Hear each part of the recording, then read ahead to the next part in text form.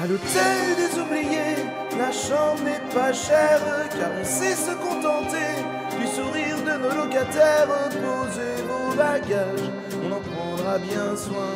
Le service d'étage n'est jamais très loin.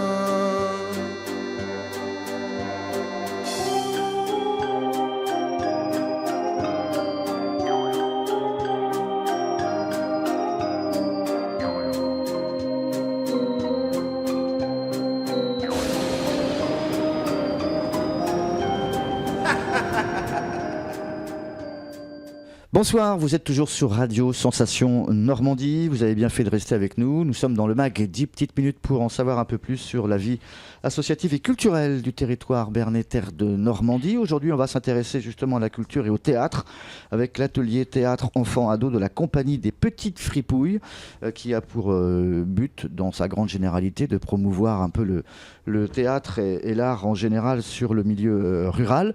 Et c'est reparti déjà depuis la rentrée scolaire depuis le mois de septembre pour l'atelier théâtre de l'association Les Petites Fripouilles qui a son siège à Brionne.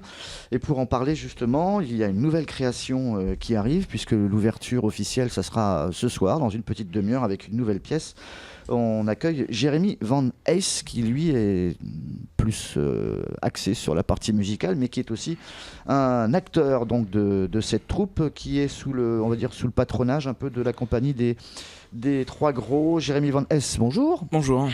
Les Trois Gros, c'est ça, c'est important. Alors les Trois Gros, ça fait partie de nos partenaires principaux qui nous aident énormément sur nos créations. Et aussi la mairie de Brionne qui nous aide financièrement. Vous êtes une troupe brionnaise ? On est une troupe, on est une association. Les Petites Fripouilles, on est une association de théâtre pour promouvoir le spectacle vivant autour du canton de Brionne. Ouais. Ok. Et les Petites Fripouilles, donc c'est plus axé sur la partie dite enfant-ado, mais il y a une partie adulte aussi. Voilà, donc en fait la création de ce soir, c'est une création entièrement créée avec des adultes, mais on a aussi des ados dedans, donc ados et adultes, c'est-à-dire qu'on a des comédiens, on a 14 comédiens qui sont âgés de 11 à 68 ans. Pour la pièce 14 pour la pièce ou pour l'ensemble de pour la pièce de ce soir, pour l'atelier adulte. Après l'atelier enfant, c'est un autre atelier. D'accord. Et on proposera une création autour des pirates l'année prochaine, d'ici fin juin, début juillet. D'accord. Là, donc il y aura encore une réouverture d'atelier, etc. Oui. L'ouverture de l'atelier a été faite en début septembre pour les enfants, et nous on est en décalage par rapport aux enfants, c'est-à-dire que ça nous permet de ne pas avoir deux créations en même temps, c'est-à-dire que nous on a ouvert en janvier pour pouvoir créer l'hôtel des oubliés justement. D'accord. Les Petites Fripouilles, pourquoi ? Parce qu'il y avait un besoin, il y avait une demande ou un manque sur le territoire pour le théâtre pour les enfants en particulier ? Au départ, oui. Donc c'était vraiment l'atelier adulte est arrivé plus tard. Donc c'était vraiment pour ouvrir un atelier enfant, pour leur faire connaître le théâtre, pour qu'ils puissent s'exprimer aussi. Okay. C'est surtout pour le développement personnel, c'est important. Vous parlez aussi un peu au nom de plusieurs personnes qui sont des chevilles ouvrières. Il y a Kevin Boise et Laurent Audou qui sont ces personnages. Donc Kevin Boise en fait faisait partie de la compagnie, mais il a quitté la compagnie l'année dernière. Et Laurent Audou en fait est le metteur en scène de toutes les créations adultes depuis 3 ou 4 ans maintenant. Et Marie Mocor en fait a remplacé Kevin sur les créations enfants cette année. Donc on a joué Blanche-Neige au mois de juin, et elle est intervenante théâtre sur l'atelier enfants cette année, et je suis le deuxième intervenant. Okay. On travaille en relation. Aussi, je crois, une Marie-Claire Anamoutou qui est ma collègue sur le groupe numéro 2. Ok. Voilà.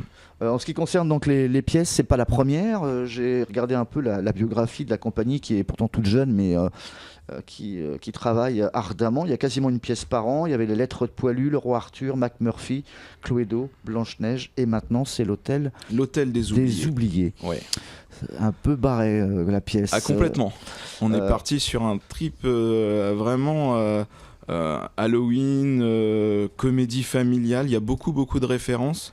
C'est vraiment une comédie, les gens ils vont venir pour se marrer, vraiment. Il n'y a plus une ambiance un peu Famille Adams ou pas du tout ? C'est ça, ouais. Famille Adams, un humour, on a vraiment de tout. On va des nuls, des inconnus, vraiment des choses comme ça, potaches. Pas forcément très trash, mais il y a un côté magique derrière aussi, hein. On part sur une histoire de malédiction. Il y a un côté forcément conte de fées, ça tourne très mal. C'est l'histoire d'un vampire qui était un séducteur jadis et qui finalement collectionnait beaucoup de conquêtes, puis un jour il est tombé sur une nana qui l'a jeté. Malheureusement c'était une sorcière, donc elle lui a collé une malédiction. Et il y a des fantômes dans cet hôtel, ce sont les fantômes de toutes ses victimes, parce que c'est un vampire, donc il a fait beaucoup de victimes.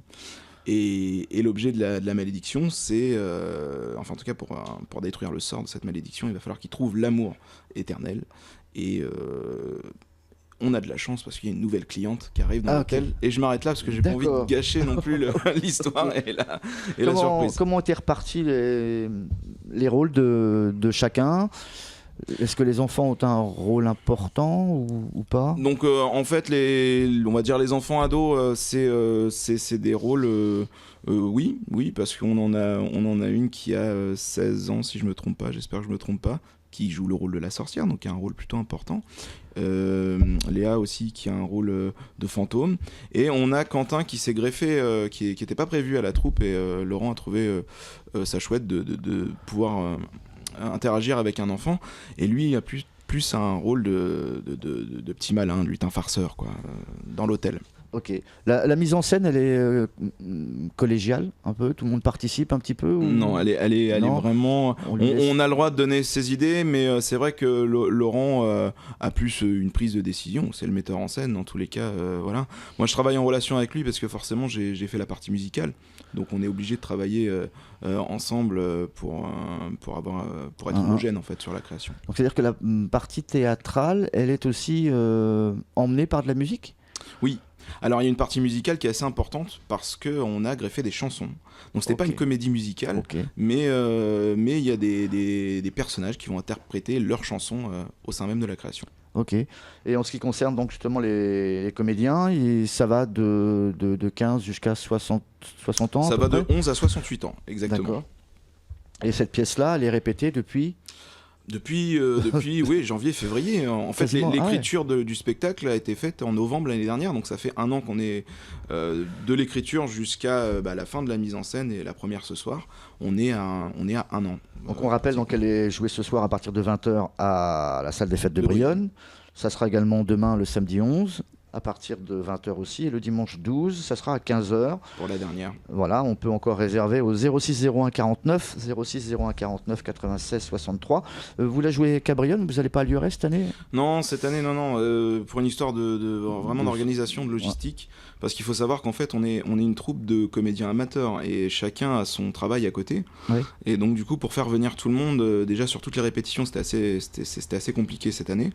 Et donc, du coup, pour éviter vraiment un engagement personnel un peu trop intense et trop fort. Sur McMurphy l'année dernière, c'est vrai on était très fatigués sur les représentations à Lieuret. Donc du coup, on s'est dit on va rester à Brionne, on est au confort parce qu'on est chez nous et ça se passe plutôt bien. Ça fait une trentaine de kilomètres, je crois, à peu près, entre Lieuret, on passe Saint-Georges, Saint-Grégoire, Saint-Georges, etc. C'est ça. Une tournée ou pas du tout ? Là, c'est 3 dates et ensuite on arrête ? Alors, donc c'est vrai que c'est très éphémère. Il n'y a pas de tournée nationale ? Non, il n'y a pas de tournée nationale, internationale, non, on est sur 3 représentations uniques et ensuite on va partir sur autre chose pour l'année prochaine. Sur les pirates. Donc les pirates pour le côté enfant et le côté adulte, on ne sait pas encore. On part, on part sur À l'aube de la liberté. Donc on fête 14-18, tout à fait. Ça sera le centenaire. Voilà, le centenaire. Et on part sur une création autour d'un jeune couple. Il y a une histoire autour d'un jeune couple et à travers leur regard, comment ils ont vécu la guerre, finalement séparés par le combat de l'époque, voilà. Et on va vraiment évoquer tous les sujets, la condition de la femme, les les hôpitaux, donc les gueules cassées, forcément on va être sur le front, mais aussi on va parler de la manière avec laquelle les femmes ont remplacé les hommes dans les champs et dans les usines. Recherche historique sur la pièce, etc. Oui, donc il y a pas mal de travail autour de ça, donc on est en coécriture en ce moment même, et ça va évoluer, je pense, d'ici l'année prochaine. Jérémy, merci d'avoir accepté notre invitation. On est arrivé au bout des 10 minutes de notre entretien. La pièce se joue ce soir pour l'ouverture. On vous le rappelle, c'est à partir de 20h à la salle des fêtes de Brionne. Un site internet pour avoir des renseignements ? Oui, donc www.lpfspectacle.com, voilà, LPF spectacle avec un S à la fin.com. Ok. Bon vent pour la suite de vos aventures pour donc cette pièce, l'Hôtel des Oubliés. Merci à vous. Au revoir.